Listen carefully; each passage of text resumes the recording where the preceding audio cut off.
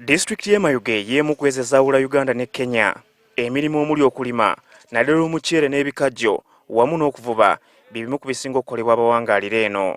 Wano ku kyalo Malongo mu Bunya South, ensonga ezisinga okuluma abantu ze zeekuusa ku kibbattaka nga kw'otadde n'enguudo embi. Bw'ogema ku njeera n'ejja paka enaamoni oba ng'oli kutambula mu biboolibooli tulinga otwerabirwa gavumenti tulinga otuze abakiikirize ate nga tulina MP tulina abachairman 5 ni bano ba MP ng'aba omukazi yena aliwo. Twakuumirira ekyapa na lwaleero luno titubananga kuba ati bali kuidda okukuba oluwenda tukuumirira oluwenda ati tubona ku ssaawa eno tuli wano tuli kuba n'abana.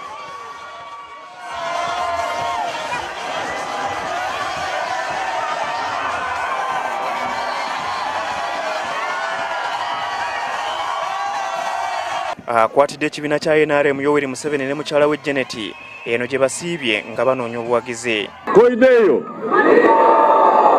muliyo mwebale eno mama kababuzeeko abe Mayuge muliyo kodeyo mwebale. Bw'akutta akazindalo Museveni ab'e Mayuge aboogeddeko ng'abalwanyi be yatandika nabo mu kulwanyisa Amini mu myaka egy'ensanvu. Abajjukiza nga gavumenti bwekoze ogwayo okubunyisa amasannyalaze okuzimba enguudo wamu n'amasomero kale ng'abatuuze balina okwerwa nako okutangira ekirwadde kya siriimu. ayi oluyimba olwaimwe kwe kuleeta obugeega mu makaago lwe lubimba olwo emimbi ezaimwe si nnyingi okuleeta obugeega mu makaago okwewala akakooko ka siriimu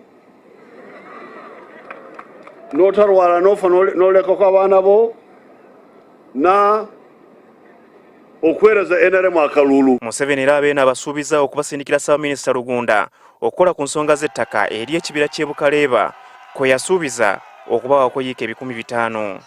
The Prime Minister is coming here to listen to the issue of the forest. The role which was supposed to be in Bukatube would be there, but it will be addressed by the Prime Minister. Oluvannyuma lw'okumala ennaku eziwerako mu kitundu eky'ebusoga ng'awenja obululu, President Museveni olunaku olw'enkya wakugenda mu disitulikiti ey'Ejjinja naye awenjeyo obululu ate oluvannyuma agende mu kitundu eky'Ekisolo.